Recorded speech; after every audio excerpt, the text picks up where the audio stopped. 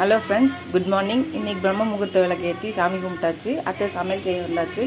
ஈஸியாக சிம்பிளாக குக்கரில் மீல் மேக்கர் போட்டு தக்காளி சாதம் ரெடி பண்ணலாம். அது எப்படின்னு பார்க்கலாம்.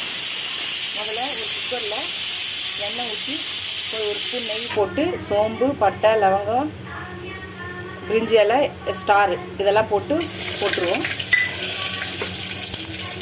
வெங்காயம் போட்டுருவோம். 3 பச்சை மிளகாய் போட்டுருவோம். ஒரு ஸ்பூன் இஞ்சி பூண்டு பேஸ்ட் போட்டுருவோம்.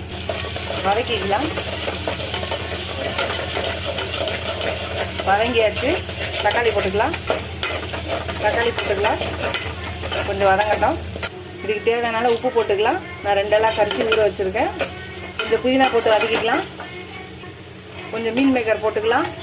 வாஷ் பண்ணி வச்சுருக்கேன், அதை போட்டுக்கலாம். 1 ஸ்பூன் மிளகாத்தூள் போட்டுக்கலாம். கலர் வேணுன்றவங்க போட்டுக்கலாம். இதோட நான் போடல. கழுவி வச்ச அரிசியை போட்டுக்கலாம். தண்ணி ஊற்றிக்கலாம். பொன்னி ரைஸ் தான் போட்டு ஒரு கலக்கி 3 விசில் போட்டுக்கலாம். 2 விசில் வந்தால் நிறுத்திடலாம்.